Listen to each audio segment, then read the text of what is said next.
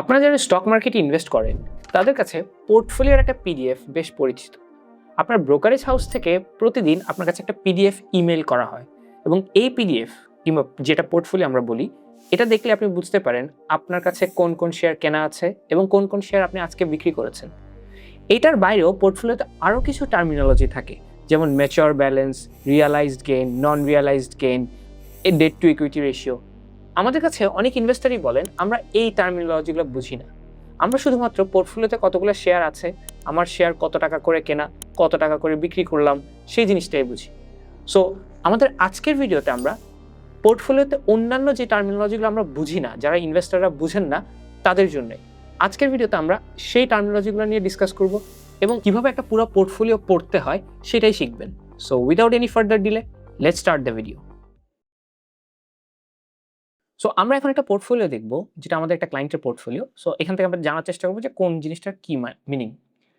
প্রথমত ফার্স্ট পার্টে যেটা থাকে সেটা হচ্ছে আপনার ব্রোকারেজ হাউসের নাম, ঠিকানা এবং ব্রোকারেজ হাউস কোথায় কোথায় অবস্থিত, ব্রাঞ্চ কি, এটা। এর পরের সেকশনে আসে যে নাম, সেটা হচ্ছে ক্লায়েন্টের নাম, মানে যার পোর্টফোলিও তার নাম। পরবর্তীতে আসে একটা ইনভেস্টর কোড। ইনভেস্টর কোড আপনাকে এক একটা ব্রোকারেজ থেকে এক একটা কোড দেওয়া হবে। ধরেন আপনি যদি শার্প সিকিউরিটিজে করেন ৬২,০০০ সামথিং, আপনি যদি ব্র্যাক ইপিএলে করেন ৭০,০০০ সামথিং, একটা ডিফারেন্ট কোড। এরপর একটা বিওআইডি থাকে, ১৬ ডিজিটের একটা বিওআইডি। এই বিওআইডিটা প্রতিটা ইনভেস্টরের একটা ইউনিক আইডি এবং এটা স্টোর থাকে সিডিবিএল এর কাছে। মানে আপনার পোর্টফোলিওর যে identification number, unique identification number CDBL এর কাছে আছে, সেটাই হচ্ছে আপনার বিওআইডি। এবং এরপর থাকে ব্রাঞ্চ এবং এর পাশে থাকে ইমেল অ্যাড্রেস অ্যান্ড এভরিথিং। এখানে ডেট থাকে। এখানে একটু বলে নিই যে ডেট বিষয়টা কিন্তু এখানে একটু ডিফারেন্ট। ধরেন আপনাকে যদি আজকে বিকালে পোর্টফোলিওটা পাঠানো হয় ব্রোকারেজ হাউস থেকে, তাহলে ডেটটা থাকবে আগামীকালকে। অর্থাৎ আজকে ৩০ তারিখ।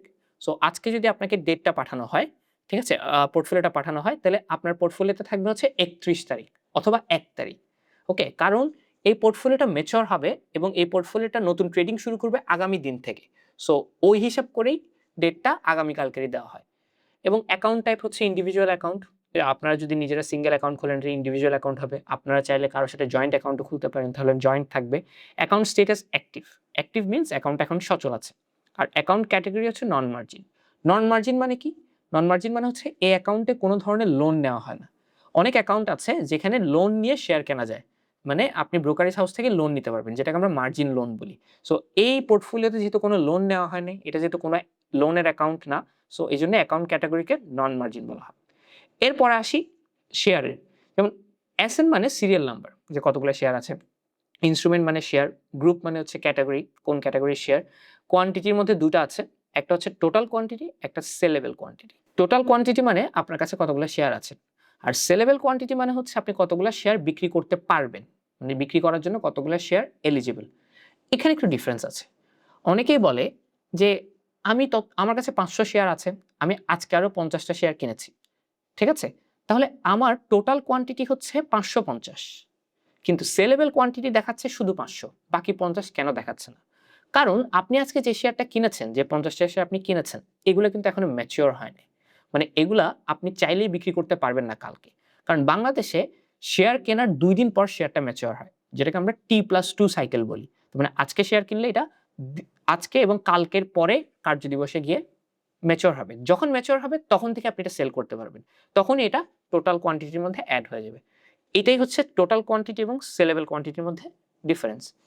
এরপরে হচ্ছে এভারেজ কস্ট। ওকে, এভারেজ কস্ট বলতে হচ্ছে আপনার শেয়ারটা, যে শেয়ারটা আপনি কিনলেন, ওটার এভারেজ কস্টিং কত করে পড়েছে। এখানে একটু বলে নিই, আপনার যে ব্রোকারেজ ফি, ওইটাও কিন্তু এখানে ইনক্লুডেড। যেমন আমি আপনাকে বলি, আপনি ধরেন কোন একটা শেয়ার কিনেছেন ১০ টাকা করে, রাইট? এবং ১০০টা শেয়ার কিনেছেন। তাহলে আপনার টোটাল হচ্ছে ১,০০০ টাকা। ওকে? এখন আপনার তাহলে কস্ট প্রাইস দেখানোর কথা ১,০০০ টাকা। কিন্তু আপনাকে দেখাবে ১,০০০ টাকা ২ পয়সা। কেন? কারণ ১,০০০ টাকার সাথে আরো ৪ থেকে ৫ টাকা আপনার বিও কমিশন এড হচ্ছে। তার মানে আপনার টোটাল কস্টিং পড়েছে ১,০০০ প্লাস ৪ টাকা। মানে ১,০০৪ টাকা। যেহেতু ১,০০৪ টাকা ১০০টা শেয়ার দিয়ে ভাগ দিলে এটা আসবে হচ্ছে ১০ টাকা ২ পয়সা। তার মানে আপনি কিনেছেন ১০ টাকা করে, কিন্তু পার শেয়ারে কমিশন পড়েছে ২ পয়সা করে। ওকে? এজন্যই এখানে অনেক সময় এভারেজ কস্টিং যেমন ১৯২ টাকার জায়গায় ১৯২ টাকা ৬ পয়সা দেখায়, ১৪০০ টাকা ১৪০১ টাকা দেখায়। ওকে, এটা আপনার বিও কমিশন অ্যাড হয়ে অ্যাডজাস্ট হওয়ার পরে। ওকে, সো এটা আপনারা নিজেদের মতো করে অ্যাডজাস্ট করে দেখতে পারেন, অথবা টোটাল অ্যাডজাস্টমেন্টটা পোর্টফোলিওতে দিয়ে দেওয়া হয়। এটা হচ্ছে টোটাল কস্ট, মানে টোটাল শেয়ারগুলো কিনতে কত টাকা কস্ট গিয়েছে। এখানেও কিন্তু বিও কমিশনটা অ্যাড করা থাকে, মানে বিও কমিশনটা ইনক্লুডেড থাকে। এর পাশেরটা হচ্ছে মার্কেট রেট, মানে আজকের দিনে শেয়ারটার দাম কত, ঠিক আছে, মার্কেটে। এটা হচ্ছে আজকের দিনের দাম অনুযায়ী মার্কেট ভ্যালু কত শেয়ারের। ওকে, আনরিয়ালাইজড গেইন অথবা লস। আনরিয়ালাইজড গেইন মানে কি? ধরেন আমি আপনাকে একটা জিনিস দেখাই, যেমন এখানে যে প্রথম শেয়ারটা আছে অ্যাপেক্স ফুটওয়্যার, 550টা শেয়ার ওনার আছে, 192 টাকা 6 পয়সা করে কেনা। তাহলে টোটাল কস্ট হচ্ছে মানে এই শেয়ারটা কেনার 1,05,630 টাকা। ওকে, এখন এই অ্যাপেক্স অ্যাপেক্স ফুটওয়্যার কোম্পানিটার শেয়ারের দাম বেড়ে গেল, বেড়ে কত হলো আজকের মার্কেটে 206 টাকা 60 পয়সা। তাহলে টোটাল ওনার যে 550টা শেয়ার আছে, এই 550টা শেয়ারের মার্কেট ভ্যালু হয়ে যাচ্ছে 1,13,630 টাকা। সো একটা জিনিস দেখেন, ওনার কস্টিং পড়েছে কিন্তু 1,05,000, আর এখন বর্তমানে মার্কেট ভ্যালু হচ্ছে 1,13,000 টাকা। তার মানে উনি প্রায় 7,999 টাকা লাভে আছেন। এখন এখানে একটু বলে নিই, এটা আনরিয়ালাইজড গেইন। আনরিয়ালাইজড গেইন মানে কি? মানে লাভে আছেন বলতে পেপার প্রফিট এটা। কারণ উনি তো শেয়ারটা বিক্রি করেন নাই, সো প্রফিটটা এখনো ক্যাশে উঠে আসেনি। ওকে, কালকে যদি শেয়ারের দাম কমে যায় তাহলে প্রফিটটা আবার কমে যাবে। সো এটা একটা ফিকশনাল প্রফিট। ওকে, এই প্রফিটটা যতক্ষণ পর্যন্ত আপনি বিক্রি করবেন না, ঠিক আছে, ততক্ষণ পর্যন্ত প্রফিটটা উঠে আসবে না। সেজন্য এটাকে আনরিয়ালাইজড গেইন বলে। যখনই প্রফিটটা উঠে আসবে, সাপোজ উনি অ্যাপেক্স ফুটওয়্যার শেয়ারটা বিক্রি করে দিলেন, তাহলে ওনার 7,999 টাকা লাভ হয়ে গেল, তাহলে ওইটা হয়ে যাবে রিয়ালাইজড গেইন 7,999, যেটা আমরা পোর্টফোলিওর একটু নিচে দেখতে পারবো। ওকে, তারপরে এখানে হচ্ছে percentage of gain or loss, মানে কত পার্সেন্ট গেইন করছে 7,999 টাকা, মানে উনি টোটাল এখন পর্যন্ত আনরিয়ালাইজড গেইন হচ্ছে 7%। ওকে, আর পাশেরটা হচ্ছে পার্সেন্টেজ অফ মার্কেট ভ্যালু, মানে দেখেন ওনার টোটাল মার্কেট ভ্যালু, মানে টোটাল যতগুলো শেয়ার আছে সবগুলোর আজকের দিনের মার্কেট ভ্যালু হচ্ছে এই জায়গাটাতে আপনি দেখতে পারবেন। আপনি যদি দেখেন, ওকে, আমি একটু আপনাকে এরিয়াটা হাইলাইট করে দেখাই। এই যে দেখেন 59 লাখ টাকা, রাইট? সো 59 লাখ টাকার মধ্যে 1,13,000 টাকাই হচ্ছে ওনার অ্যাপেক্স ফুটওয়্যার, রাইট? মানে টোটাল পোর্টফোলিওর টোটাল মার্কেট ভ্যালুর 1.92% হচ্ছে অ্যাপেক্স ফুটওয়্যার। ওকে, সো এটা টোটাল মার্কেট ভ্যালুর উপরে পার্সেন্টেজটা হিসাব করা হয় যে একটা শেয়ারের পার্সেন্টেজ কত, ঠিক আছে? যেমন এখানে দেখেন ওনার 59 লাখ টাকার পোর্টফোলিওর মধ্যে সবচেয়ে বেশি হচ্ছে ডাচ বাংলা ব্যাংক, যেটা EBL eastern bank, right? So EBL eastern bank, তাহলে ইস্টার্ন ব্যাংক ওনার পোর্টফোলিওর টোটাল 14% আজকের মার্কেট ভ্যালু অনুযায়ী। ওকে, আর যেগুলো রেড কালার দেখছেন এগুলো সব লসে। লস বলতে আনরিয়ালাইজড লস, মানে এটা পেপার লস। বিষয়টা এমন না যে উনি বিক্রি করে দিয়েছেন, উনি যদি বিক্রি করতো তাহলে লসটা ওনার রিয়ালাইজড হয়ে যেত। এই হচ্ছে কথা। তাহলে ওনার টোটাল কেনা আছে হচ্ছে 54,48,000 টাকার শেয়ার, এবং বর্তমানে মার্কেট ভ্যালু হচ্ছে 59 লাখ টাকা। তাহলে উনি টোটাল 4,85,000 টাকার প্রফিটে আছেন। ওকে, ওকে, এখন এরপর আমরা আসি নিচের পার্টগুলোতে। Account status till today. দেখেন ওনার ম্যাচিওর ব্যালেন্স হচ্ছে 50,000 টাকা।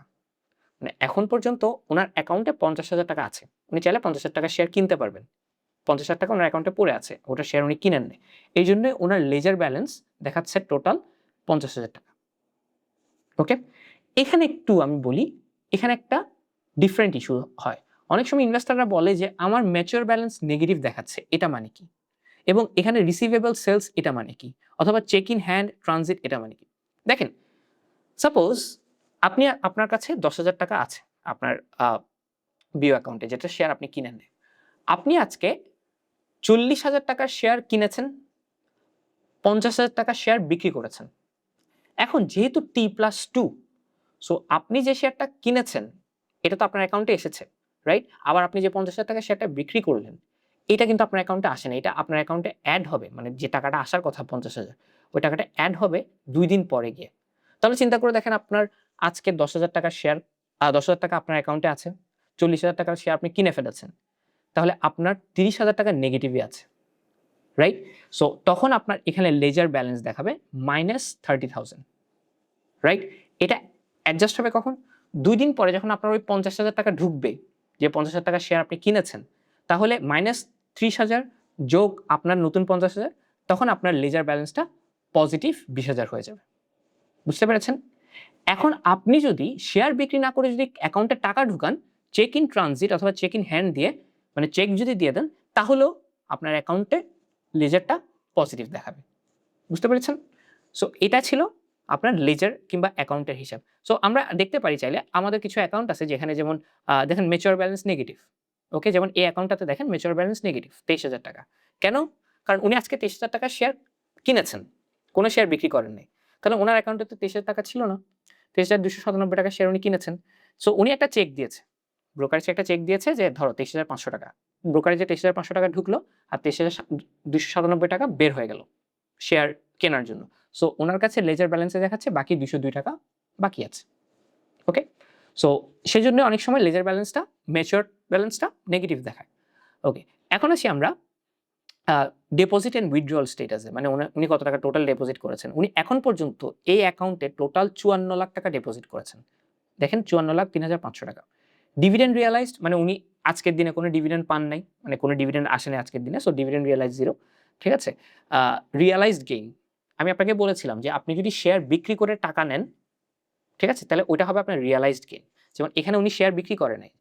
সো এগুলো সব আনরিয়ালাইজড গেইন। সো দেখা যাচ্ছে এই অ্যাকাউন্টে উনি টোটাল যে শেয়ার বিক্রি করেছেন ওখানে ৯৫,০০০ টাকা রিয়ালাইজড গেইন হয়েছে। রাইট? এখানে যেমন ৪,৮৫,০০০ টাকা যেটা দেখাচ্ছে এটা আনরিয়ালাইজড গেইন। মানে এটা উনি বিক্রি করলে টোটাল সব শেয়ার বিক্রি করে দিলে উনি ৪,৮৫,০০০ টাকা পাইতো। কিন্তু উনি যেগুলো বিক্রি করেছেন ওখান থেকে ৯৫,০০০ টাকা পেয়েছেন। তো তাহলে উনার টোটাল ডিপোজিট দাঁড়াচ্ছে ৫৪,০০,০০০ টাকা উনার অ্যাকাউন্টে ডিপোজিট হয়েছে টাকা, যেগুলো উনি শেয়ার কিনেছেন এবং আবার বিক্রি করে প্রফিট করেছেন ৯৫,০০০ টাকা। তাহলে টোটাল অ্যাকাউন্টে ডিপোজিট হয়েছে ৫৪,৯৮,০০০ টাকা। এরপরে দেখা যাচ্ছে উইথড্রয়াল। উনার আজকে কোনো উইথড্রয়াল নাই। উনি আজকে কোনো টাকা উইথড্র দেয় নাই। ঠিক আছে? মানে আজকে না, বেসিক্যালি এই পুরা পোর্টফোলিও থেকে উনি কোনো টাকা উইথড্র দেয় নাই। যা টাকা এসেছে উনার সেটা উনি অ্যাকাউন্ট ব্যালেন্স হিসেবে রেখে দিয়েছে। ঠিক আছে? আপনি যদি আজকে টাকাটা উইথড্র দেন, রিকুইজিশন দেন, মানে আপনি অ্যাকাউন্ট থেকে টাকাটা আপনার ব্যাংক অ্যাকাউন্টে ট্রান্সফার করে ফেলবেন। তাহলে ওইটা আসবে উইথড্রয়ালে। যেমন উনি যদি বলেন যে না আমি ৫০,০০০ টাকা যেগুলো অ্যাকাউন্টে আছে এটা আমি আজকে উইথড্র দিলাম। আমি এই টাকাটা ক্যাশ করে ফেলব। তাহলে কি হবে? তাহলে রিকোয়েস্ট দিলে এটা ব্রোকারেজ অ্যাকাউন্ট থেকে আপনার অ্যাকাউন্ট থেকে আপনার যে লিংক ব্যাংক অ্যাকাউন্ট আছে ওখানে চলে যাবে। এবং ব্যাংক অ্যাকাউন্টে টাকা চলে গেলে ওখানে ব্যাংক অ্যাকাউন্ট থেকে আপনি তুলে ফেলতে পারবেন। ওটা হচ্ছে উইথড্রয়াল। সো উনার নেট ডিপোজিট দাঁড়াচ্ছে, যেহেতু উনার কোনো উইথড্রয়াল নাই। সো টোটাল ডিপোজিট ৫৪,৯৮,০০০ টাকা, নেট ডিপোজিটও ৫৪,৯৮,০০০ টাকা। আজকে যদি উনি ১,০০,০০০ টাকা উইথড্র দিতেন, তাহলে উনার নেট ডিপোজিট দাঁড়াইতো ৫৪,৯৮,০০০ থেকে ১,০০,০০০ যদি মাইনাস করি তাহলে যেটা থাকবে সেটা ৫৩,৯৮,০০০ টাকা। ওকে? এবার আসি এই পাশে। Market value of securities. এটা মানে কি? এটা মানে কিছুই না। এটা হচ্ছে টোটাল যে শেয়ারগুলো আছে, যে সিকিউরিটিজ গুলো আছে এগুলোর টোটাল মার্কেট ভ্যালু আজকের দিনে কত? এই যে এটা ৫৯,৩৩,৫৭১ টাকা, এটাও সেম ৫৯,৩৩,৫৭১ টাকা, সোজা হিসাব। এবং উনার মার্জিনেবল ইকুইটি, মানে উনার তো টোটাল ৫০,০০০ টাকা আরও ব্যালেন্স আছে, রাইট? যেটা দিয়ে উনি শেয়ার কিনতে পারবে। সো ওইটা ওখানে এই যে পাশে লেজার ব্যালেন্সেরটা।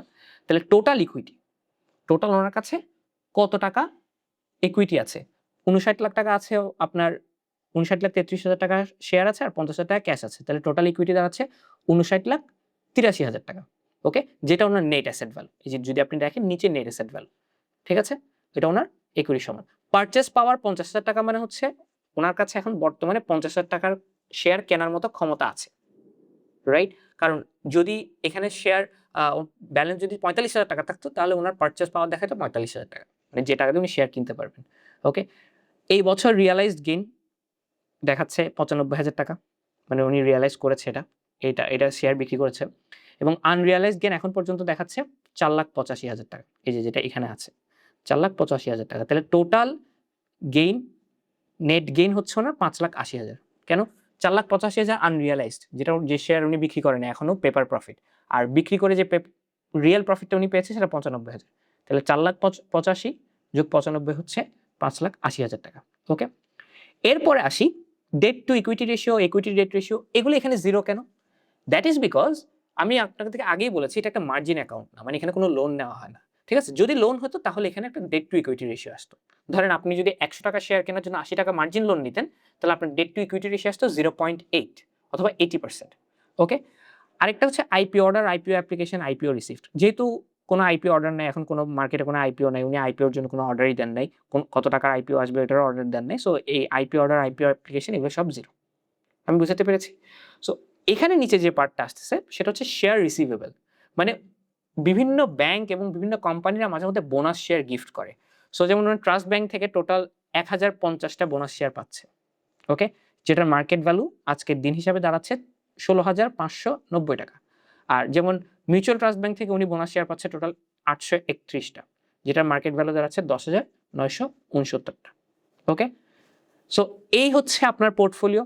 মোটামুটি বাংলাদেশের সব ব্রোকারেজ হাউসের এর পোর্টফোলিও একই, ঠিক আছে। আপনি যদি ফার্স্ট পার্ট লাস্ট পার্ট যদি দেখেন মোটামুটি সবই একই। হ্যাঁ, কিছু ডিজাইনের ডিফারেন্ট থাকতে পারে, তবে ইন জেনারেল টার্মিনোলজি সবগুলা পোর্টফোলিওতে একই।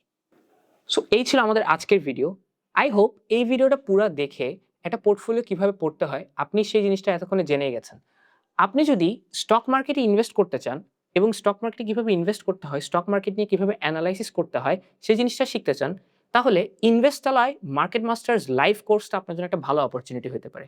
এই কোর্সের ডিটেলস আপনি ডেসক্রিপশন বক্সে পেয়ে যাবেন এবং আমাদের কোর্স শুরু হচ্ছে আগামী জুলাই 10 তারিখ থেকে। এই কোর্সের টোটাল সিট হচ্ছে 35টা। আপনি যদি এই কোর্সে রেজিস্ট্রেশন না করে থাকেন তাহলে অবশ্যই ডেসক্রিপশন বক্সে যে লিঙ্ক দেওয়া আছে সেটা চেক করে নিতে পারেন।